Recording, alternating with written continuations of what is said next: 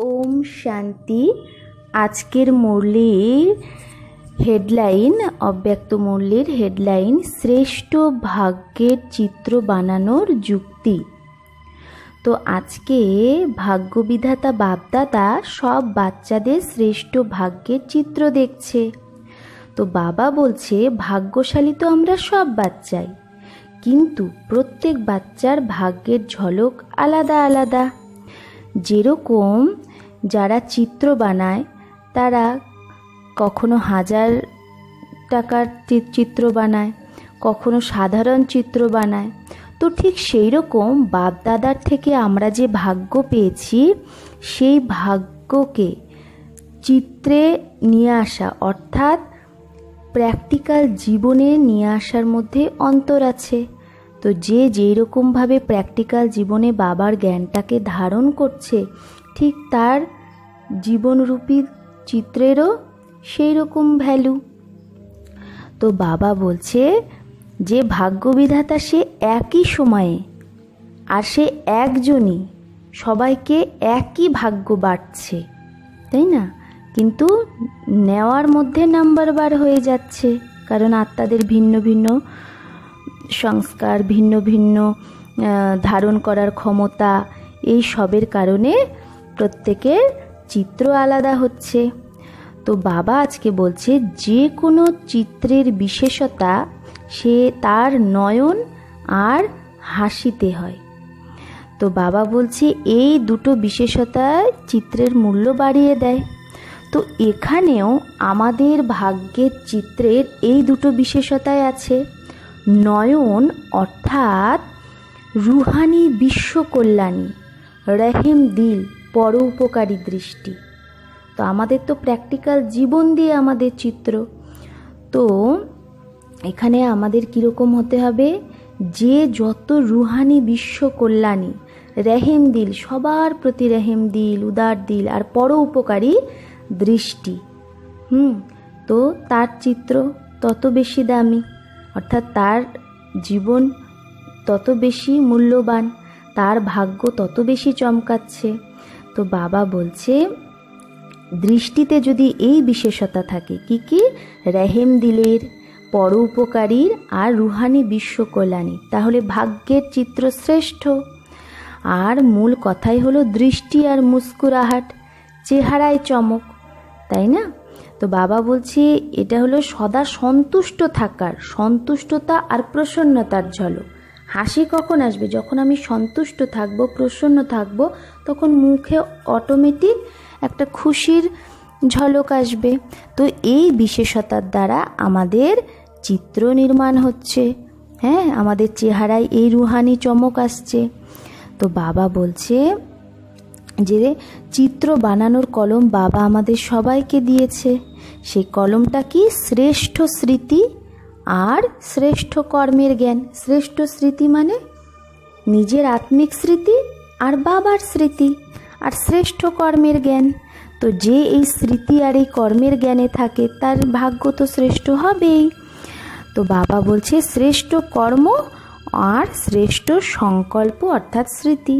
সংকল্প কি? শ্রেষ্ঠ। তো বাবা বলছে এই জ্ঞানের কলম দ্বারা প্রত্যেক আত্মা নিজের ভাগ্যের ছবি বানাতে পারে, আর বানাচ্ছেও। তো বাবা বলছে চিত্র তো তৈরি হয়েই গেছে, এখন লাস্ট টাচিং, যেরকম ছবি তো লাস্ট টাচিং দেয় না, আমাদের এখন লাস্ট টাচিং কি? সম্পূর্ণতার, বাপ সমান হওয়ার। তো বাবা বলছে প্রত্যেকে নিজের ছবিকে দেখছো না যে কতটা তোমার ছবি মূল্যবান হয়েছে। তো বাবা বলছে সদা নিজের এই রুহানি তসবিরকে দেখে তার মধ্যে সম্পূর্ণতা নিয়ে আসো, যে কোথায় কোথায় এখনো ছবিতে কমজোরি আছে, মানে অর্থাৎ কোথায় কোথায় এখনো খুঁত আছে। নিজের প্র্যাকটিক্যাল জীবনটাকে দেখো, কোথায় কোথায় কমজোরি আছে, সেই জায়গাটাকে লাস্ট টাচিং দাও। তো বাবা বলছে বিশ্বের আত্মাদের থেকে তো আমরা শ্রেষ্ঠ ভাগ্যবান, কোটির মধ্যে কেউ। কিন্তু বাবা বলছে কিন্তু সেই কেউয়ের মধ্যেও কেউ, অর্থাৎ অমূল্য, অর্থাৎ শ্রেষ্ঠ ভাগ্যবান তুমি হয়েছ। বাবা বলছে একটা হলো শ্রেষ্ঠ, আমরা বাবার জ্ঞান পেয়েছি, তার মানে আমরা অন্য আত্মাদের থেকে শ্রেষ্ঠ। তো বাবা বলছে শ্রেষ্ঠতে শ্রেষ্ঠ হও। এখন ব্রাহ্মণ আত্মাদের মধ্যেও তুমি কি হও? শ্রেষ্ঠ হও। নিজের কিভাবে শ্রেষ্ঠ হও? নিজের কর্ম দ্বারা। যেরকম আমরা ব্রহ্মা বাবাকে ফলো করি, তো ব্রহ্মা বাবা 1 নাম্বার, সর্ব ব্রাহ্মণের মধ্যেও শ্রেষ্ঠ। তাহলে কিভাবে 1 নাম্বার হলো? তার নিজের কর্ম, তার নিজের চরিত্রে সে কি করেছে? রুহানিয়াত এনেছে। বাবার সব শ্রীমত ফলো করে সে আজ 1 নম্বরে গেছে। তাই বাবা বলছে শুধু শ্রেষ্ঠ হয়েছি তাতেই খুশি থেকো না, শ্রেষ্ঠতে শ্রেষ্ঠ হও, এইটা চেক করো। তো আজকে আরও বাবা বলছে যে ডবল বিদেশিদের বাবা বলছে যে তোমরা কি আগে নাম্বার নিয়েছো নাকি যে ভালো নাম্বার পেয়েছে তাকে দেখেই খুশি হয়েছো? বাবা বলছে অন্যকে ভালো নাম্বার দেখে অবশ্যই খুশি হও, কিন্তু নিজে পিছে নাম্বারে থেকো না, অর্থাৎ কম নাম্বারে থেকো না। সবাই সাথে সাথে, অর্থাৎ সবাই ভালো নাম্বার পাও আর একজন আর একজনকে দেখে খুশি হও। তো বাবা বলছে আর যে তোমার পিছে আছে, অর্থাৎ যে কম নাম্বারে আছে, তাকেও আগে বাড়াও, একেই বলে পরোপকারী। তো পরোপকারীর বিশেষতা আজকে বাবা বলেছে যে ব্যর্থ ভাব থেকে সদা মুক্ত থাকে, আর প্রত্যেক পরিস্থিতিতে প্রত্যেক কার্যে কি হয়? সহযোগী, সংগঠনে সহযোগী হয়। আর সে তত কি হবে? নিঃস্বার্থ হবে, তার মধ্যে কোনো স্বার্থ থাকবে না যে কোনো সেবায় তার নাম হোক, মান হোক, বা সেইখানে তার প্রায়োরিটি থাকুক, এইসব না। সে নিঃস্বার্থপণ হবে, নিঃস্বার্থপণে সে সহযোগ করবে। আর অর্থাৎ যে যত নিঃস্বার্থ হবে সেবায়, সে ততই পরোপকারী তাকে বলা হবে। আর এটাতে সে স্বয়ং সদা ভরপুর অনুভব করবে, সদা সে ভরপুর অনুভব করবে। তো বাবা বলছে সে সদা প্রাপ্তি স্বরূপের স্থিতিতে থাকবে। তো বাবা বলছে পরোপকারী কি করবে? অন্যকেও প্রাপ্তির অনুভব করাবে, ভরপুরতার অনুভব করাবে।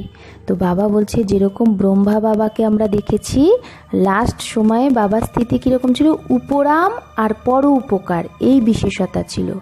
বাবা নিজের প্রতি কিছু স্বীকার করতো না, না মহিমা স্বীকার করতো। এই যে সবাই ব্রহ্মা বাবার মহিমা করে, তো বাবা সেই মহিমাও স্বীকার করেনি। কেন? বাবা সবসময় মনে রাখতো দেনেওয়ালা কন হে? শিব বাবা। হ্যাঁ, না বস্তু স্বীকার করেছে, আর না থাকার জায়গা স্বীকার করেছে। তো স্থূল আর সূক্ষ্ম সদা বাবার কি ছিল? পেহলে বাচ্চে, প্রথমে বাচ্চারা। তো মহিমাতেও বাবা বাচ্চাদের মহিমা করত। হ্যাঁ, তো বাবা সব কিছুতে প্রথমে বাচ্চা। তো নিজে কিছু স্বীকার করেনি, কিন্তু সেই আবার 1 নাম্বার হয়েছে। তো এটাকেই বলে পরোপকারী। তো এটাই হচ্ছে সম্পন্নতা আর সম্পূর্ণতার নিশানি। তো নিজেকে চেক করতে হবে আমি কীরকম সর্ব পরিস্থিতিতে সবসময় সংগঠনে সহযোগ করি নিঃস্বার্থভাবে, আমি নিজে ভরপুর অনুভব করি এটা করে, আমি নিজের মহিমা বা কোনো বস্তু, কোনো স্থান এগুলো স্বীকার তো করি না। হ্যাঁ, তো এর মধ্যে কতটা পার্সেন্টেজের কমি আছে, তাহলে সেইটা এখন আমাদের কি করতে হবে? দূর করতে হবে, কমজোরি দূর করে। কারণ বাবা বলছে কি এখন লাস্ট টাচিং, অর্থাৎ বাপ সমান সম্পূর্ণতার দিকে যেতে হবে। তো আজকে বাবা আরও বলছে মুরলি তো অনেক শুনেছ, তো বাবা বলছে এখন মুরলীধার হয়ে সদা নাচতে থাকো আর নাচাতে থাকো, অর্থাৎ তুমি নিজেও মুরলিটাকে ধারণ করো, অন্যকেও ধারণ করাও। তো বাবা বলছে যেরকম মুরলির দ্বারা সাপের বিষকে সমাপ্ত করা যায়, অর্থাৎ যেরকম বিন বাজাইয়ে কি করে সাপকে ধরে তারপরে তার বিষ দাঁতটা তুলে দেয়, ঠিক সেই রকম বাবা বলছে আমরা যে বাবার মুরলীধর বাচ্চা, তো বাবা বলছে তুমি এমন মুরলীধর হও যাতে যে যতই কড়া স্বভাব সংস্কারের হোক তাকেও যেন তুমি বশ করে দিতে পারো, অর্থাৎ তার থেকে তুমি বাবা বলছে উসসে মুক্ত কর নাচা দে, হর্ষিত বানা দে। যে যতই কড়া স্বভাবের হোক তোমার মধ্যে যে জ্ঞানটা আছে বাবার মুরলির জ্ঞান, সে জ্ঞানের দ্বারা তুমি তাকেও সে করা সংস্কার থেকে মুক্ত করো, তাকেও হর্ষিত বানিয়ে দাও। এরকম না যে তার বশে নিজেই প্রভাবিত হয়ে যাও, তার সংস্কারের বশে। তো বাবা বলছে এখন বাবা রেজাল্ট দেখবে কে কে এরকম যোগ্য মুরলীধর হয়েছে। বাবা বলছে মুরলির সাথেও পিয়ার, মুরলীধর অর্থাৎ বাবার সাথেও পিয়ার আছে, ভালোবাসা আছে, কিন্তু ভালোবাসার প্রমাণ কি? যে বাবার প্রতি যে ভালোবাসা আছে বা বাবার মুরলির প্রতি ভালোবাসা আছে তার প্রমাণ দিতে গেলে আমাদের কি প্রমাণ দিতে হবে? যেরকম মুরলীধর বাবা, তার প্রত্যেক বাচ্চার প্রতি কি আশা আছে? শুভ আশা। সেইটা আমাদেরও থাকতে হবে, সবার প্রতি শুভ ভাবনা, শুভ কামনা। তো বাবা বলছে এটাই তো ভালোবাসার নিশানি। আমরা যাকে ভালোবাসি তার যেটা পছন্দ সেটা করি, তাহলে আমরা বাবাকে ভালোবাসি শুধু মুখে বললে হবে না, তার মতো কর্ম আমাদের করতে হবে। তো তবেই আমাদের বাবা কি বলবে? মাস্টার মুরলীধর। তো বাবা বলছে এরকম না, হতে হবে, এখন হব না, হ্যাঁ একটু পরে হব, এরকম না। করেঙ্গে ইয়ে খেয়াল নেই করো, কর নাহি হে। তো বাবা বলছে এইটা ভাবো, আমি যদি না করি তো কে করবে? আমাকেই তো করতে হবে, আমাদেরই তো তৈরি হতে হবে, তাই না? তো বাবা বলছে এটা তো কল্পের বাজি, পুরো কল্পের ব্যাপার এটা। তো ফার্স্ট ডিভিশনে তো আসতেই হবে, এই দৃঢ়তা ধারণ করতে হবে। তো বাবা বলছে ফার্স্ট ডিভিশনে আসা কি কোনো নতুন কথা? একদমই নতুন কথা না। কেন? কারণ বাবা বলেছে তুমি তো প্রত্যেক কল্পেই ফার্স্ট ডিভিশনে এসেছো, এইটা তুমি স্মৃতিতে আনো। তাহলে এখন আবার সেইটাই তো তুমি আসছো, তোমার তো এটা সফলতা জন্মসিদ্ধ অধিকার। তুমি তো এই ভাগ্য আগেও তৈরি করেছিলে। এটা যখন তুমি অ্যাকসেপ্ট করবে যে আমি তো 5000 বছর আগেও ফার্স্ট ডিভিশনে এসেছিলাম, অর্থাৎ ভাগ্যের রেখা তৈরি করেছিলাম, তাহলে আবার সেই রেখার উপরে আবার রেখা দিতে হবে। এটা কি খুব বড় কথা? বড় কথা না। এটা তো বাবা বলছে হুই পারি হে, এটা তো পুরানো। এটাই হলো অটল নিশ্চয়। যদি ভাবি হব কি হব না, তার মানে নিশ্চয় নেই। তো বাবা বলছে অটল নিশ্চয়, এটাকেই বলা হচ্ছে দৃঢ়তা, একেই বলা হয় তপস্বী মুহূর্ত। প্রত্যেকটা সংকল্পে দৃঢ়তা মানেই তপস্যা। তপস্যা মানে কি? প্রত্যেকটা সংকল্পে দৃঢ়তা। তো বাবা আজকে বলছে বাপ দাদা হায়েস্ট হোস্টও আবার গোল্ডেন গেস্টও। হোস্ট হয়ে বাবা আমাদের সাথে মেলে আর গেস্ট হয়ে আসে। তো বাবা বলছে কিন্তু বাবা কি গোল্ডেন গেস্ট, চমকিলা হে না বলছে। কারণ বাবা বলছে গেস্ট তো তুমি অনেক দেখেছো, অতিথি, কিন্তু এটা হচ্ছে গোল্ডেন গেস্ট যাকে তুমি দেখোনি।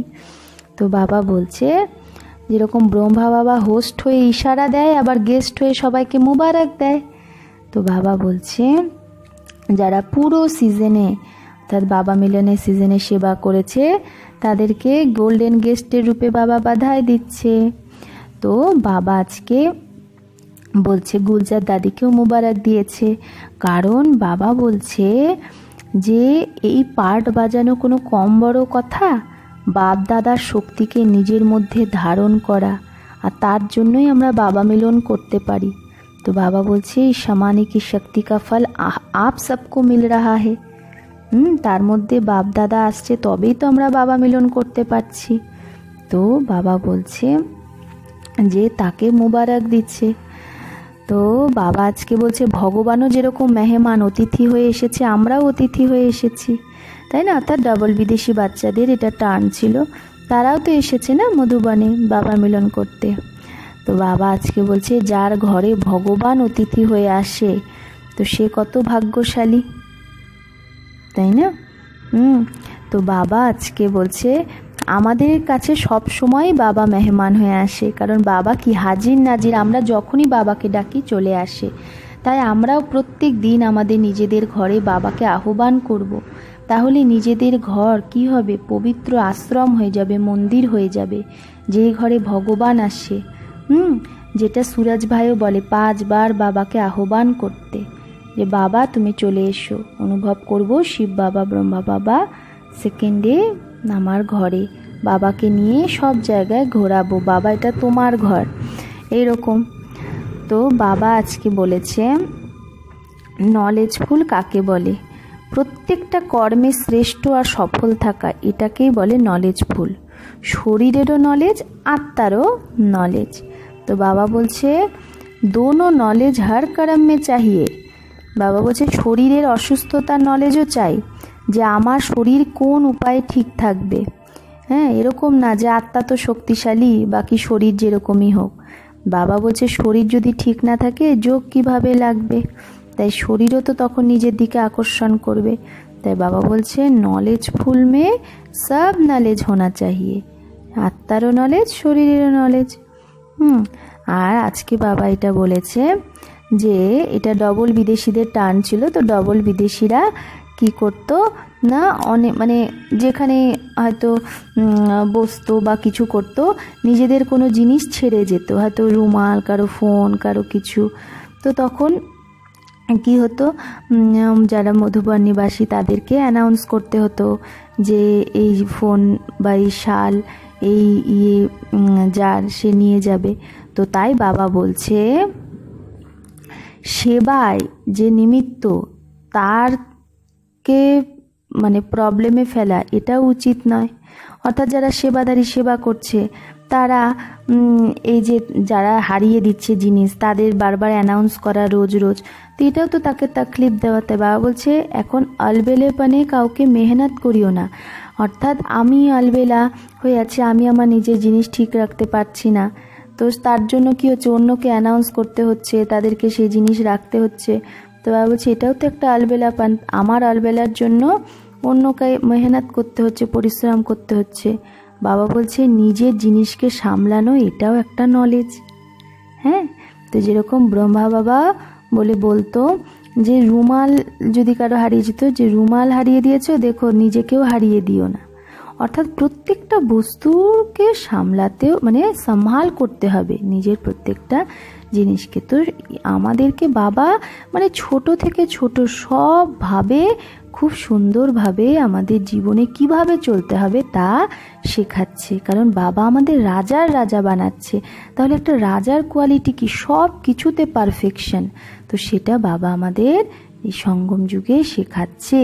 তো আমাদের এই সমস্ত গুণ এই সঙ্গমেই ধারণ করতে হবে, যাতে সবাই বলে যে সত্যি একে সিখানে वाले पढ़ाने वाले भगवान हैं।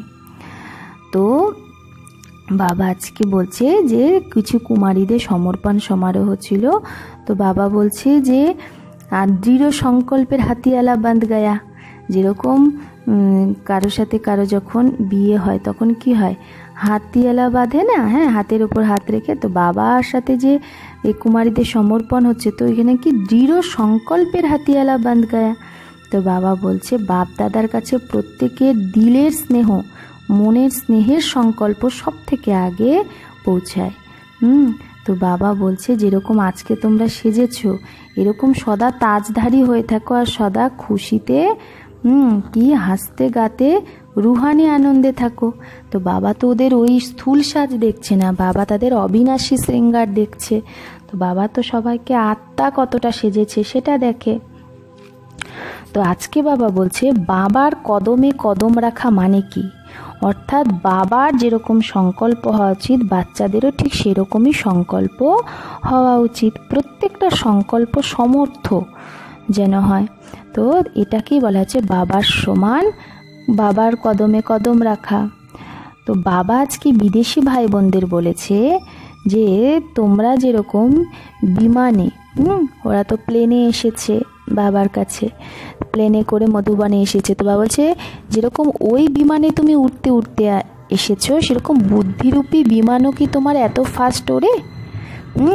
কারণ পরিস্থিতি যদি আসে তাহলে ওই বিমান হয়তো বন্ধও হয়ে যেতে পারে, ওই বিমান নাও পেতে পারো, কিন্তু বুদ্ধিরূপী বিমান যদি সদা সাথে থাকে আর শক্তিশালী থাকে তাহলে সেকেন্ডে যেখানে চাও সেখানে পৌঁছে যেতে পারো। আমরা বুদ্ধি দ্বারা সেকেন্ডে মধুবনে পৌঁছে যাই, সেকেন্ডে পরমধাম পৌঁছে যাই, তাই না, সেকেন্ডে ফরিস্তার দুনিয়ায় পৌঁছে যায়। তো বাবা বলছে এই বুদ্ধিরূপী বিমানের মালিক সবাইকে হতে, এই বুদ্ধির বিমান যেন সদা এভার রেডি থাকে, অর্থাৎ সদা যেন বুদ্ধির লাইন ক্লিয়ার থাকে। তবেই বাবা বলছে বুদ্ধি যদি সদা বাবার সাথে থাকে শক্তিশালী, তবে যেখানে চাই সেখানে আমরা সেকেন্ডে পৌঁছে যাব। আর বুদ্ধির বিমান যদি পৌঁছে যায় তাহলে ওই বিমানও ঠিক পৌঁছে যাবে, আর বুদ্ধির বিমান ঠিক না থাকলে ওই বিমানও পৌঁছাবে না। বাবা আজকে দারুণ কথা বলেছে। তো আজকে বাবা বলছে, সদা কি আমরা নিজেকে রাজযোগী শ্রেষ্ঠ আত্মা অনুভব করি? রাজযোগী অর্থাৎ সর্বকর্মেন্দ্রিয়ের রাজা। তো বাবা বলছে, রাজা কি করে? কর্মেন্দ্রিয়কে চালায় নাকি কর্মেন্দ্রিয়ের বশ হয়ে যায়? তো বাবা বলছে, যে কর্মেন্দ্রিয়ের বশ হয়ে যায় তাকে রাজাযোগী বলবে না, তাকে প্রজাযোগী বলবে। তো বাবা বলছে, যখন আমরা জ্ঞান পেয়ে গেছি যে কর্মেন্দ্রিয় আমার কর্মচারী, আমি মালিক, তো মালিক কখনো সেবাধারীর তো বশ হয় না। তো বাবা বলছে कि कितना भी कोई प्रयत्न करे लेकिन राजयोगी आत्माएं सदा श्रेष्ठ रहेगी। सदा राज्य करने के संस्कार अभी राज्य के जीवन में भरना है। सदा এই কর্মেন্দ্রিয়ের উপর রাজত্ব করার সংস্কার এখন আমাদের ভরতে হবে, তবেই আমরা রাজা হতে পারবো। বাবা বলছে, যা কিছু হয়ে যাক সদা এই টাইটেল ইয়াদ রাখো কি আমি রাজযোগী। সর্বশক্তিমানের বল আছে, ভরসা আছে, তো সফলতা তো অবশ্যই হবে। এটা তো আমাদের অধিকার। সফলতা অধিকার তো সহজেই প্রাপ্ত হয়, মুশকিল হয় না। তো বাবা বলছে, সর্বশক্তির আধারে প্রত্যেকটা কার্য সফল হয়েই পড়ে আছে। এগুলো হচ্ছে আমাদের স্মৃতিতে আনতে হবে সদা। কে আছে আমার সাথে? স্বয়ং ভগবান, তার শক্তি আছে, তাহলে আমার সফলতা হবে। আমরা যদি কমজোর হয়ে যাই, কি জানি হবে কি হবে না, তার মানে কি নিশ্চয়ের কমে। তো বাবা বলছে, সদা যেন ফকুর অর্থাৎ নেশা থাকে যে আমি দিল তক নসীন আত্মা, আমি কার দিলে বসে আছি? ভগবানের দিলে, সিংহাসনে, তার হৃদয়ে আমার স্থান। তাহলে তো বাবা বলছি, এই নিশ্চয় আমাদের অনেক ফিকার অর্থাৎ চিন্তা থেকে মুক্ত করে দেয়। বাবা বলছে, যদি এই নিশ্চয় নেশা না থাকে তাহলে চিন্তাই চিন্তা। তো বাবা বলছে, সদা এই নেশায় থেকে বরদানি হয়ে অন্যকেও বরদান দিতে থাকো, বাড়তে থাকো। অন্য কেউ কমজোরি হলে, চিন্তা করলে তাকেও বলো তোমার সাথে কে আছে। তো বাবা বলছে, নিজেও সম্পন্ন হও, তবেই তো তুমি অন্যকে সম্পন্ন বানাতে পারবে। তো অন্যকে বানানো মানেই স্বর্গের সিটের সার্টিফিকেট পাওয়া। তো বাবা বলছে, এটা কাগজের সার্টিফিকেট না, এটা অধিকারের সার্টিফিকেট, তাই না? তাহলে অন্যকে বানাচ্ছি মানে তাকেও আমি স্বর্গের সিটের সার্টিফিকেট দিচ্ছি, অর্থাৎ সেও সেই স্বর্গে যেতে পারবে। তো আজকে বাবা বলছে যে আমরা প্রত্যেকটা কদমে পদ্মের কামাই জমা করনে वाले अखूट खजाने वाले মালিক बन गए। তো এইরকম খুশির অনুভব করি আমরা অখুট খাজানার মালিক। কারণ আজকালকার দুনিয়া বাবা বলছে ধোকেবাজের দুনিয়া থেকে তো আমরা কিনারা করে নিয়েছি, তাই না? আমরা এমন একজনের হাত ধরেছি যে সম্পূর্ণ বিশ্বাসী, ফেইথফুল, তাই না? আর মানুষের হাত ধরলে মানুষের রূপ চেঞ্জ হয়ে যায়। তো বাবা বলছে, ধোকাওয়ালা দুনিয়ার সাথে তো লাগাব নেই। বাবা বলছে, সেবার অর্থে তুমি কানেকশন করতে পারো আত্মাদের সাথে, কিন্তু মনের লাগাব কোনো দেহধারীর প্রতি যেন না থাকে। তো বাবা বলছে, তাই নিজেকে তুচ্ছ না, সাধারণ না, শ্রেষ্ঠ আত্মা ভাবো। তবেই সদা বাবার পেয়ারে হতে পারবে। এই নেশায় থাকো যে আমি বাবার পেয়ারে, আমি শ্রেষ্ঠ আত্মা, যেরকম বাবা সেরকম বাচ্চা, এরকম বাবাকে ফলো করতে থাকো। তো বাবা বলছে, আমাদের কর্তব্য হলো এখন সমান হওয়া অর্থাৎ সম্পন্ন হওয়া, এটাই ব্রাহ্মণ জীবনের এখন কার্য। আজকে বাবা বলছে, সদা নিজেকে রুহানি বাগানের রুহানি গোলাপ ভাবো। বাবা বলছে, সব থেকে সুগন্ধযুক্ত ফুল কি? গোলাপ। তো গোলাপ জল কত কাজে লাগে, তো গোলাপ রংরূপেও কত সবার প্রিয়। তো আমরাও সবাই রুহানি গোলাপ। আমাদের যে রুহানি সুগন্ধ অন্যকেও আকর্ষণ করে। তো বাবা বলছে, কাহা ভি কোই খুশবু কি চিজ হতি হে। যদি কোনো সুগন্ধ কোনো জায়গা থেকে বেরোয় তাহলে সবার অ্যাটেনশন ওখানেই যায়, বলে কি সুন্দর গন্ধ, কোথা থেকে আসছে। তো ঠিক সেরকম আমরা সব রুহানি গোলাপ। আমরা সব এক একটা আত্মারা কি এক একটা গোলাপ। তো আমরা যেখানেই যাব আমরা সবাইকে আকর্ষিত করব। কি? শরীর দ্বারা না, আত্মার গুণ দ্বারা, জ্ঞান দ্বারা, শক্তি দ্বারা। তো বাবা বলছে ও বিশ্বে এখন এই রুহানি সুগন্ধের দরকার আছে। সেই জন্য সদা যেন স্মৃতি থাকে, আমি অবিনাশী বাগানের অবিনাশী গোলাপ। কখনো যেন আমরা শুকিয়ে যাই না, ঝরে পড়ি না, সদা খিলা হওয়া গোলাপ। হ্যাঁ, সদা যেন প্রস্ফুটিত গোলাপ, তাই না? যেরকম কোনো গোলাপের পাপড়ি হয়তো শুকিয়ে গেছে, ওরকম না, সদা খিলা হওয়া, ফুটে থাকবে, একদম ফুলের পাপড়ি। तो सदा खिले हुए रूहानी गुलाब सदा सेवा में स्वतः ही निमित्त बन जाते हैं। অর্থাৎ আমরা যদি প্র্যাকটিক্যালি খুশি থাকি তবে কি হবে, আমাদের দ্বারা সেবা অটোমেটিক হতে থাকবে। তো বাবা বলছে কিসের কিসের খুশবু? ইয়াদের খুশবু, শক্তির, গুণের, এইসব খুশবু সবাইকে দিতে থাকো। হ্যাঁ, তো স্বয়ং ভগবান এইরকম ফুল তৈরি করেছে। তাহলে আমরা কত ভাগ্যশালী, কত মিঠা বাচ্চা।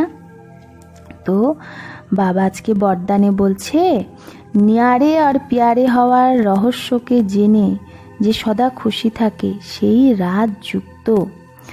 বাবা আজকে বলছে যে বাচ্চারা প্রবৃত্তিতে থেকে, প্রবৃত্তি অর্থাৎ সংসারে থেকে নিয়ারা ডিট্যাচ আবার পিয়ারা হওয়ার রহস্য জানে, অর্থাৎ সংসারে আছে, সবার সাথে আছে, কিন্তু মন বুদ্ধি দিয়ে সবার থেকে ডিট্যাচ আবার সবার পিয়ারা। তো যে এই জিনিসটা জেনে গেছে সে সদা স্বয়ং নিজেও খুশি থাকে আর পরিবারের সবাইকে খুশি রাখে। সাথে সাথে তার সচ্চা দিল হওয়ার জন্য সাহেব অর্থাৎ শিব বাবাও তার প্রতি সদা খুশি থাকে। তো এই রকম খুশি যে থাকে সেই রাজযুক্ত বাচ্চা নিজের প্রতি বা অন্য কারো প্রতি किसी को काजी बनाने की ज़रूरत नहीं। তাকে তৃতীয় কোনো ব্যক্তির তার দরকার নেই যে কোনো মধ্যস্থতা করার জন্য, क्योंकि वो अपना फैसला अपने आप कर लेते हैं। সে নিজের ডিসিশন নিজেই নিতে পারে, কারণ সে নিজে খুশি আছে। আর বলে না, মিয়া বিবি রাজি তো ক্যা করেগা কাজী, অর্থাৎ তার আর বাবার মধ্যে কানেকশন ঠিক আছে, তো তার জন্য সে পরিবারের সবাইকে খুশি রেখেছে। তো কোনো ডিসিশন নেওয়ার জন্য, কোনো কিছু করার জন্য তার তৃতীয় ব্যক্তির দরকার হবে না, সে নিজেই ফেসলা করতে পারে, কারণ বাবার টাচিং সে পায়। আর সে তাই বাবা বলছে इसलिए उन्हें किसी को काजी वकील या जज बनाने की ज़रूरत ही नहीं, কারো মধ্যস্থতার দরকার নেই। তো এইরকম বাচ্চা হচ্ছে রাজযুক্ত। তো স্লোগানে আজকে বাবা বলছে সেবায় যে দুয়া পাওয়া যায় এই দুয়াই তন্দুরস্তি কা আধার হে। অর্থাৎ আমরা যদি সেবা করি, ঈশ্বরীয় সেবা, তাহলে যে দুয়াটা আমরা পাই সেই দুয়ায় কি হয়, আমরা কত খুশি থাকি, তাই না? তাহলে আত্মাও তন্দুরস্ত হচ্ছে আর শরীরের বিমারিতেও এই দুয়া অনেক কাজে লাগে, তাই না? আজ দাদিরা কত বয়স হয়েছে, কত তাদের শারীরিক কর্মভোগ, তাও সব ব্রাহ্মণের দুয়ায় আজও তারা কি হচ্ছে, কত সুন্দর একদম উপরাম আছে। হ্যাঁ, নিজের যোগ বলে এবং সব ব্রাহ্মণের দুয়া তাদের সাথে আছে। তাই এই পরিস্থিতিতেও তারা সেই শরীরের কর্মভোগটা ফিলই করে না। তাই আমরাও যদি অনেক সেবা করি, অনেক দুয়া প্রাপ্ত করি, তাহলে এই দুয়া আমাদের সব সময় কাজে লাগে। হ্যাঁ, আমাদের অনেক না হওয়া কাজ হয়ে যায়, আমাদের অনেক শরীরের অসুখ বিসুখ এখানেও আমরা কি হই, অনেকের দুয়া থাকলে সেটা কর্মভোগ আমাদের কম হয়। তাই বাবা বলছে সেবার দ্বারা দুয়া প্রাপ্ত করা, এই দুয়া আমাদের তন্দুরস্তির আধার, আমাদের স্বাস্থ্যের আধার। কিসের? আত্মিক সুস্বাস্থ্য আর শরীরেরও কি তন্দুরস্তি। ওম শান্তি।